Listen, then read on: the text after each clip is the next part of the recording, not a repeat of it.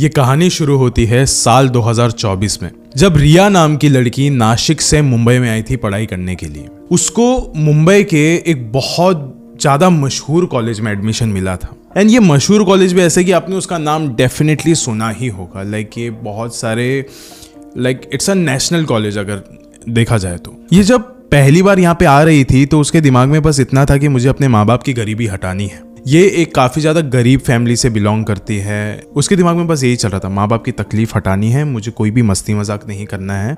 हाँ, मैं यहाँ पे आके दोस्त बनाऊंगी, मज़े भी करूंगी, लेकिन मुझे पढ़ाई पे बहुत अच्छे से फोकस करना है। चाहे कुछ भी हो जाए, मुझे चाहे कोई भी प्रॉब्लम फेस करनी पड़ी, मैं उसका सामना करूँ। अब ये सब कुछ सोचते सोचते आ जाती है कॉलेज कैंपस के अंदर। वो आसपास देखती रहती तो कॉलेज हूबहू वैसा ही होता है जैसे कि मूवीज़ में दिखाए जाते हैं, क्योंकि नासिक में वैसे कॉलेजेस नहीं है जैसे मुंबई में।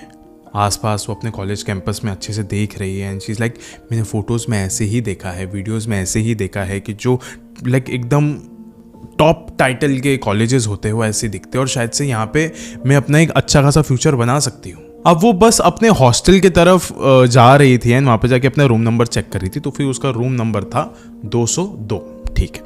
अब वो अपना अलॉटमेंट चेक कर रही थी कि कौन से रूममेट के साथ हुआ है अभी करेंटली। तो that was Riya and Arya. अभी जा रही थी एकदम चलते चलते अपने रूम के पास and she was really very excited. और वो देखती कि रूम का जो ताला है ना वो खुला हुआ है, इसका मतलब अंदर कोई ऑलरेडी है। अब उसने एक लंबी सांस ली एंड दरवाज़ा खटखटाया। एक बार खटखटाया, किसी ने खोला नहीं।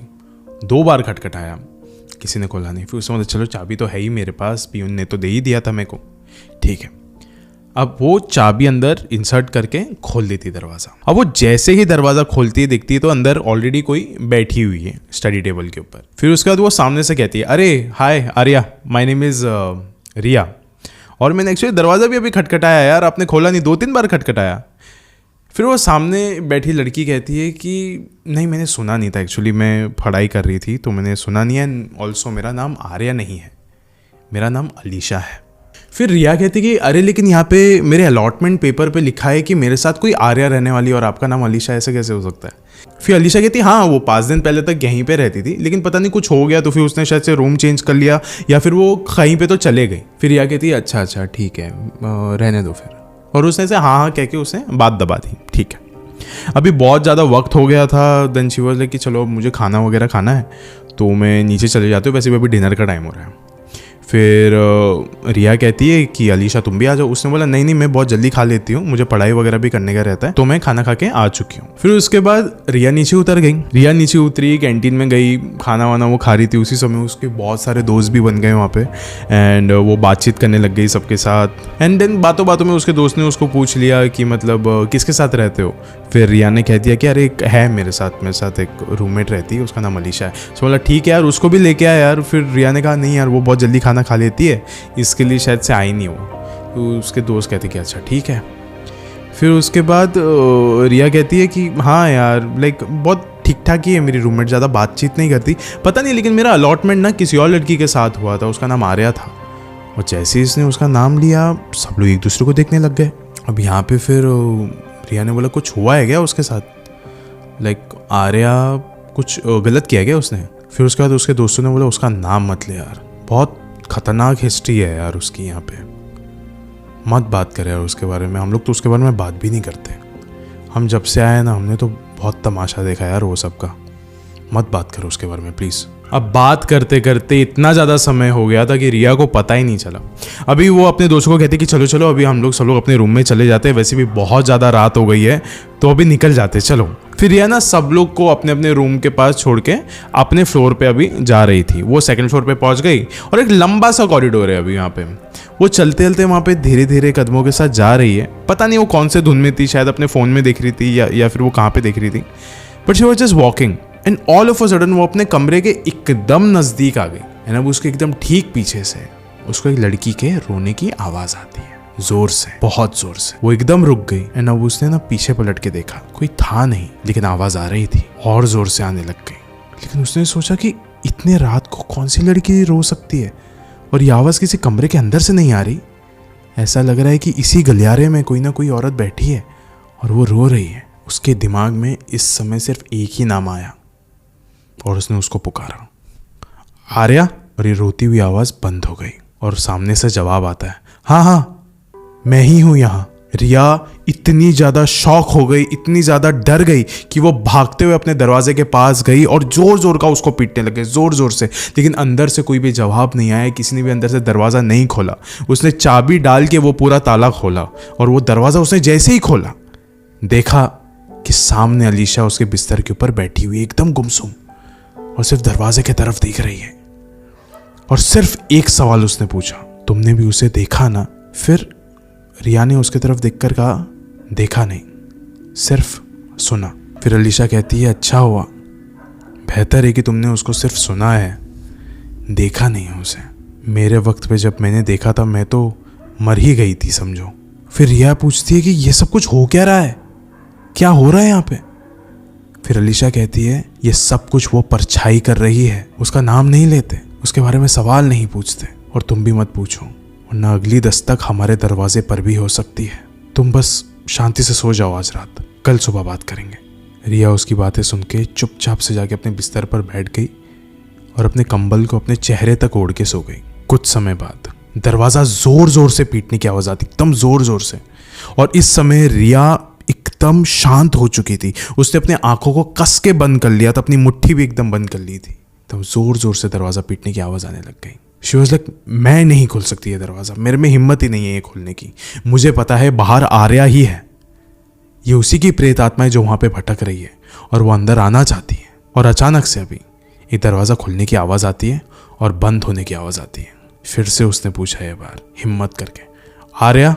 सामने से जवाब आता है, नहीं नहीं मैं ही हूँ, अलीशा, कोई दिक्कत नहीं है, आप सो जाओ। और रिया जैसे ही कंबल हटाती है वो देखती है कि हाँ सामने अलीशा ही है जो कि सो रही है उसके पलंग पर। फिर रिया भी सो जाती है। रिया की आंखें सीधा सवेरे में उठती है, आसपास देखती है तो आसपास अलीशा नहीं होती। वो एकदम ज़्यादा घबरा जाती है कि पिछले रात को मेरे साथ यहाँ पे जो भी हुआ है उसके तहत मैं यहाँ पे अकेले नहीं रहना चाहती। वो सीधा उठती है और बाहर जाती है तो देखती है कि वो जो अलीशा है वो कुछ साफ़ सफाई का काम कर रही है। उसको कहती है कि अलीशा रात को क्या हुआ था? रात को वो दस्तक की आवाज़ आपने भी सुनी थी ना? फिर अलीशा बस उसको ऐसा करती है, उसके बारे में बात नहीं करते, मैं तुमको कल रात को भी कहा था कि उसके बारे में बात नहीं करते, वो एक शैतान है, उसके बारे में बात नहीं करते, वरना अगला वो तुम्हें भी चुन सकता है। मैं तो तुम्हें यही बोलूँगी कि आज के बाद अगर तुम्हें ज़िंदा रहना है, अच्छे तरीके से रहना है, तो तुम उसके बारे में बात मत करो। फिर रिया कहती है, ठीक है, मैं उसके बारे में कभी भी सवाल नहीं करूँगी, लेकिन अगर मेरे साथ कुछ भी गलत होता है तो तुम मेरा साथ दोगी, तुम मुझे छोड़ के नहीं जाओगी, तुम मुझे बचाओगी। फिर अलीशा कहती है, ठीक है मैं तुम्हें बचाऊँगी, फिक्र मत करो। फिर उसके बाद रिया अंदर चले जाती है और अलीशा भी अंदर चले जाती है। रिया अभी अपने स्टडी टेबल पे बैठ के पढ़ाई कर रही होती कि तभी वापस से दरवाजे पर दस्तक होती है और ये सवेरे का समय है, 7 बज रहे हैं और 7 बजे दरवाजे पर दस्तक होती है। रिया जल्दी से अपने स्टडी टेबल से हट के खड़ी हो जाती है एंड वो पॉइंट आउट करती है दरवाजे की तरफ और कहती है कि अलीशा तुमने कहा था तुम मेरी मदद करोगी, तुमने कहा था कि तुम मुझे बचाओगी, ये देखो दरवाजे पर दस्तक हो रही है। वो कहती है, देखो ये वही है जिसके बारे में तुम बात कर रही थी, ये वही है, प्लीज़ अब भी प्लीज़ मुझे किसी भी तरीके से इससे बचाओ। फिर अलीशा कहती है कि तुम्हारे खौफ से तुम्हें खुद ही निपटना पड़ेगा, जाओ जाके दरवाज़ा खोलो, कब तक डरते रहोगी तुम, जाओ। फिर रिया कैसे कैसे करके उठ के दरवाजे के पास जाती है और दरवाज़ा खोलती है और उसके ठीक सामने उसके बाकी दोस्त लोग खड़े हुए रहते हैं और उसके दोस्त लोग उसका हाथ पकड़ते हैं और जल्दी से उसको नीचे लेके चले जाते हैं।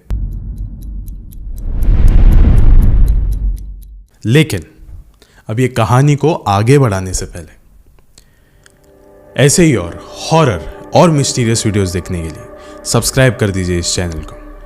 अब ये कहानी शुरू होती है।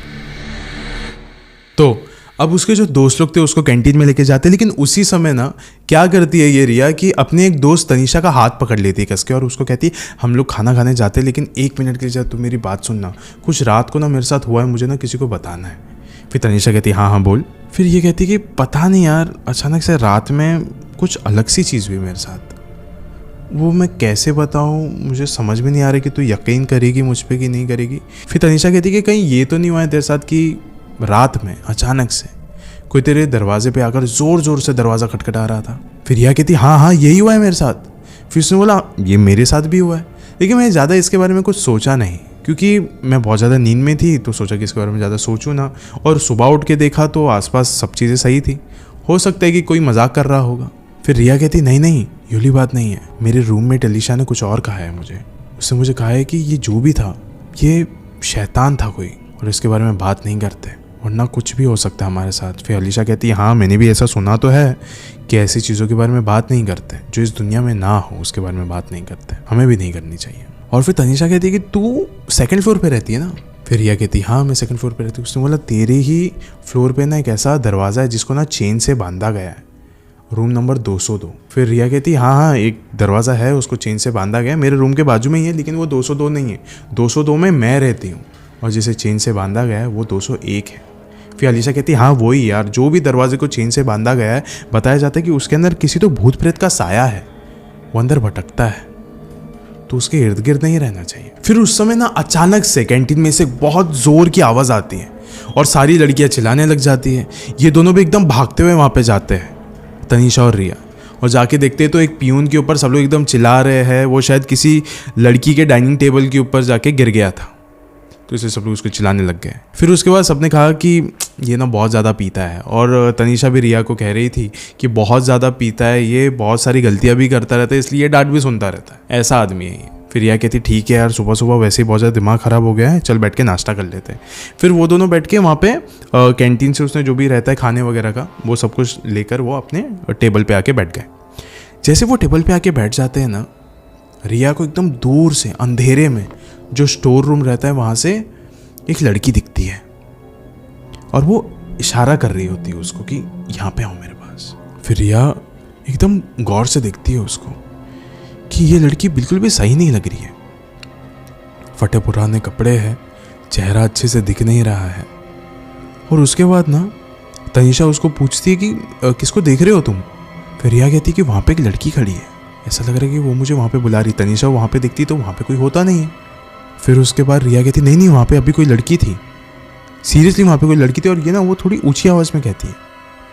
फिर उसके बाजू में ही एक काम वाली मेड रहती है, वो इनके पास आती है और वो कहती कि कोई लड़की दिखी क्या आपको भी।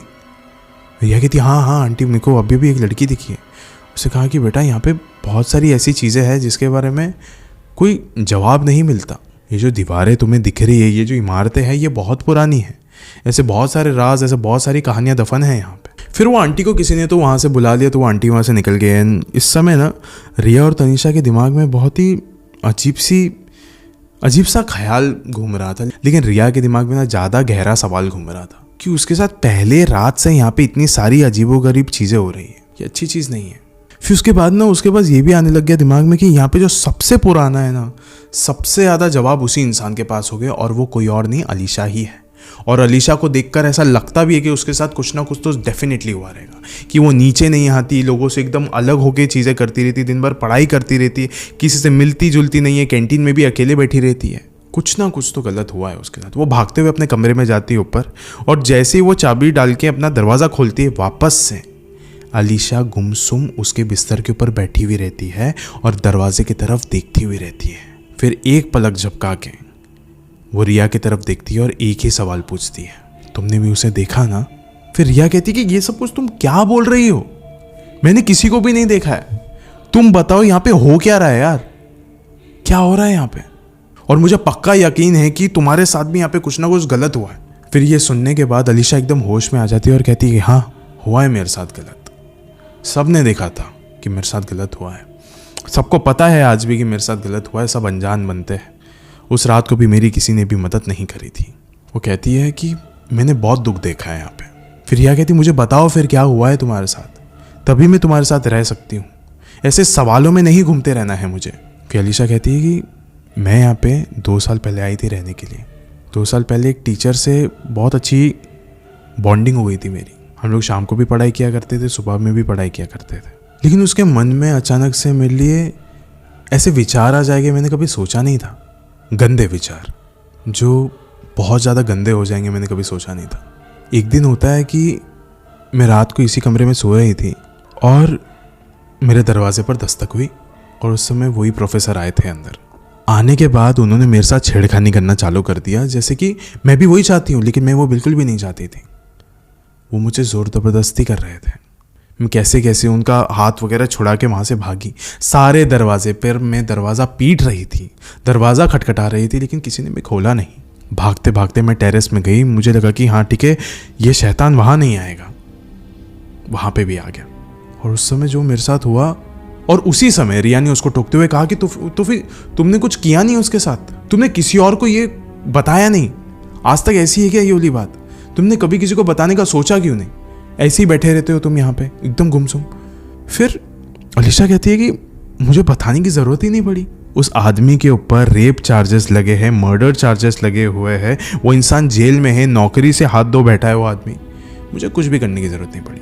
वो आदमी झेल रहा है, जो उसने किया है उसको अपने किए की सज़ा मिल रही है। फिर रिया कहती है चलो ये सब तो अच्छा हुआ, लेकिन ये आर्या का क्या है? लोग इतने ज़्यादा खौफ में क्यों है इस आर्या से? मुझे लगता है कि आर्या ने भी तुम्हारे साथ कुछ ना कुछ तो गलत ज़रूर किया होगा। और जैसे ही उसने ये कहा, उसके रूम से ठीक बाहर से बहुत ज़ोर ज़ोर की लड़कियों की चिल्लाने की आवाज़ें आने लग गई। रिया पहले बाहर जाती है और देखती है तो बहुत ज़्यादा लोगों की भीड़ लगी हुई है, और एकदम वो कुछ भीड़ के अंदर वो जाने की कोशिश करी, और उसने देखा कि एकदम बीच में बहुत सारे लोगों ने अस्पताल के जो कपड़े होते हैं, जो नर्सेज होते हैं, डॉक्टर्स होते हैं, वो लोग थे, और वो एक लड़की को खींच के वहाँ से लेके जा रहे थे। जब उसने ध्यान से उस लड़की का चेहरा देखा तो ये वही लड़की थी जिसने उसको कैंटीन में इधर आने का इशारा किया था। और उसने देखा कि बाजू में तनीषा भी खड़ी है। वो तनीषा के पास जाती है और कहती कि अरे यही वो लड़की थी जिसने कैंटीन में मुझे यहाँ पे बुलाने का इशारा किया था। फिर तनीषा कहती कि अरे यही तो है वो आर्या जिसके बारे में लोग बात नहीं करते, यही है वो पागल। फिर इसने कहा कि आर्या जिंदा है? फिर तनीषा ने कहा हाँ बिल्कुल जिंदा है यार, लेकिन कुछ पता नहीं इसके साथ हुआ था यहाँ पे जिसके वजह से ये एकदम साइको हो गई थी। पता नहीं दिमाग में किसी चीज़ का इसको घाव आ गया जिसकी वजह से वो अजीबोगरीब हरकतें करने लग गई, लोगों को अजीब अजीब बातें कहने लग गई थी, कहानियाँ सुनाने लग गई थी कि मेरे साथ ये हुआ है, मेरे साथ वो हुआ है। इसके कारण इसका दिमागी संतुलन ठीक नहीं है। इसके लिए अस्पताल वाले आए हैं अभी इसको लेने के लिए। फिर उस समय रिया को एक थॉट आता है, फिर रात को आके दस्तक किसने दिया? इतना सब कुछ जो भी हुआ वो कौन कर रहा था? पहले दिन जब मैं यहाँ पे आई थी, दोस्तों को जब मैंने आर्या के बारे में बताया था, तो इसका मतलब ये नहीं था कि वो मर चुकी है। वो लोग इसका नाम इसलिए नहीं ले रहे थे क्योंकि उसने शायद से यहाँ पे कुछ तमाशा खड़ा किया है। मतलब आर्या कोई भूत प्रेत नहीं है, बस उसके साथ कुछ गलत हुआ है, इसके लिए अब इसको अस्पताल लेके जा रहे हो उसका इलाज करने के लिए। फिर उसी समय एक पियून आता है और वो कहता है कि रूम नंबर 202 में जो भी रहते हैं उनको प्रिंसिपल सर ने अपने ऑफिस में बुलाया। फिर रिया जाके अलीशा को बुलाती है और वो दोनों जाते हैं प्रिंसिपल के ऑफिस में। फिर अभी वो दोनों प्रिंसिपल के ऑफिस में पहुंचते हैं। ठीक है, रिया वहाँ पे बैठ जाती है कुर्सी पे और अलीशा उसी के बाजू में खड़ी रहती है। प्रिंसिपल कहता है कि मुझे माफ़ करना, एक्चुअली आपका रूम अलॉटमेंट था ना, वो गलत जगह पे हो गया है, 202 में नहीं है, वो आपको 201 में होना चाहिए था। उसने कहा कि ठीक है कोई बात नहीं है, मैं लेकिन सर मुझे ऐसा लगता है कि 201 में वो चेन लगा के रखा है, और सर शायद मैं वहाँ पे नहीं जा सकती क्योंकि वहाँ उस कमरे के बारे में ना ऐसी रूमर सर्कुलेट होते कि वहाँ पे कोई भूत प्रेत वगैरह ऐसा घूमते हैं वगैरह, तो मुझे ऐसा लगता है वो चीज़ सही नहीं होगी और मैं वहाँ पे सो नहीं पाऊँगी। फिर प्रिंसिपल कहता है you are studying in one of the biggest colleges in India and you are believing in this. वो कहती है लेकिन सर वो एक मेंटल चीज़ भी तो होती है, एक साइकोलॉजिकली भी मैं वैसे ही सोचती हूँ। उसने कहा कि एक्चुअली में देखा जाए तो वो जो तुम अफवाहों वाला जो कमरा कह रहे हो उस कमरे में तो तुम रह रहे हो अभी, 202 वो है वो कमरा। ये जो पियून था इसको मैंने कहा था कि 202 में नहीं 201 में करना है, ये जो ताला वाला ये सब कुछ लगाना है, लेकिन ये उसमें पता नहीं कौन से नींद में था कि इसने ये वाला काम अच्छे से किया ही नहीं। और वैसे भी तुम उस कमरे में रह चुके हो, तुमको पता है कि वहाँ पे ऐसी कुछ भी चीज़ नहीं है। तो अभी ना ये मुझे भी एक वैलिडेशन मिल गया है यहाँ पे कि ऐसा कुछ भी नहीं होता भूत वगैरह, क्योंकि तुम तो उस कमरे में रह चुके हो कम से कम 5 दिन। बाद में वो अलीशा को देख के कहती कि नहीं हमने देखा है वहाँ पे वाकई में बहुत सारी अजीबोगरीब चीज़ें होती रहती है रात को। फिर प्रिंसिपल कहता है ऐसा कुछ भी नहीं है, आप अपना सामान निकालिए और आप 201 में पहले शिफ्ट हो जाइए। फिर वो कहती है चलो ठीक है सर, आपके कहने पे हम दोनों वहाँ पे शिफ्ट हो जाते हैं। फिर वो प्रिंसिपल रोकते हैं और कहता है हम दोनों? कौन हम दोनों? रूम तो खाली आपको अकेले को अलॉट किया गया है, आर्या को बहुत पहले अलॉट किया गया था आपके साथ, लेकिन उसने तो छोड़ दिया अभी कॉलेज, तो और किसी का नाम है भी नहीं यहाँ पे, आप तो अकेले जाओगे ना। फिर यह कहती है लेकिन अलीशा भी तो है मेरे साथ, बाजू में तो खड़ी है मेरे। फिर प्रिंसिपल कहता है आपके बाजू में कोई भी खड़ा नहीं है। उस वक्त रिया बाजू में मुड़ के देखती है और बाजू में वाकई में कोई खड़ा नहीं होता है, खाली है वो जगह।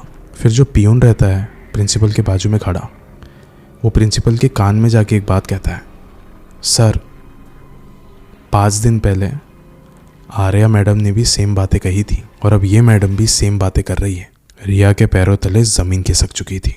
ये सब बातें सुनकर फिर प्रिंसिपल कहता है कि हम वापस से दूसरी आर्या टॉलरेट नहीं कर सकते, इसके माँ बाप को बुलाओ, इसको भी घर भेजो, इसकी भी हालत वैसी ही होने वाली है। फिर रिया इतनी ज़्यादा जो शॉक में बैठी हुई थी, उसने कहा कि हाँ मैं 5 दिन रही हूँ उसके साथ, मैंने देखा है उसको, लेकिन उसके साथ हुआ क्या था। फिर वो पियून कहता है कि मैडम आपसे पहले यहाँ पे 2 साल पहले एक मैडम आई थी रहने के लिए, अलीशा नाम था उनका, बहुत अच्छे थे वो, हम सबसे बहुत इज्जत से बात किया करते थे, सबका बहुत अच्छे से ध्यान रखा करते थे।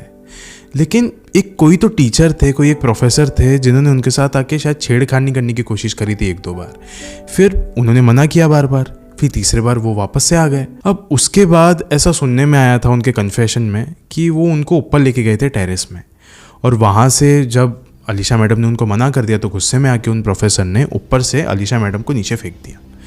अब नीचे गिरने के बाद लाजमी सी बात है कि उनकी मौत हो गई, और उसके बाद बताया जाता है कि वो जो प्रोफेसर थे उनके ऊपर भी बहुत सारे चार्जेस लग गए थे, एंड फिर उनको भी जेल के अंदर डाल दिया गया। लेकिन पता नहीं क्यों मैडम, आपके फ्लोर में जितनी लड़कियां हैं ना, वो ऐसा कहती है कि हर रात को ऐसा लगता है कि कोई तो आके हमारा दरवाज़ा ज़ोर ज़ोर का पीट रहा है। लेकिन ये उस रात को भी हुआ था जिस रात को इनकी हत्या हुई थी। तो लोग कहते हैं कि ये अलीशा मैडम की आत्मा है जो आके दरवाजे पे दस्तक देती है। और ये सुनने के बाद रिया एकदम शांत हो गई, और वो बार बार बस एक ही चीज़ बोलने लग गई, लेकिन मैं 5 दिन रही थी उसके साथ, वो मर नहीं सकती है, वो जिंदा है, मैं अभी भी कमरे में जाऊंगी वो मुझे मिलेगी, मुझे पता है वो है वहाँ पे, मुझे पता है वो वहीं पे रहने वाली। फिर प्रिंसिपल ने कहा कि इसका भी वही हाल हो चुका है जो आर्या का हुआ था, बुला लो इसके माँ बाप को, बहुत सही फैसला है, बुला लो इसके माँ बाप को। आज इस कहानी के अंत में मैं कोई भी लंबी चौड़ी बात नहीं करना चाहूँगा।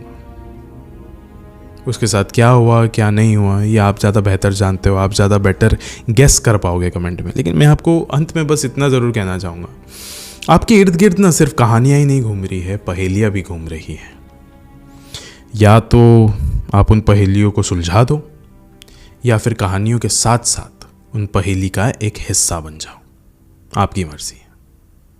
My name is Aman Parkar, and मैं मिलूँगा आपको मेरे नेक्स्ट हॉरर स्टोरी में। शुक्रिया।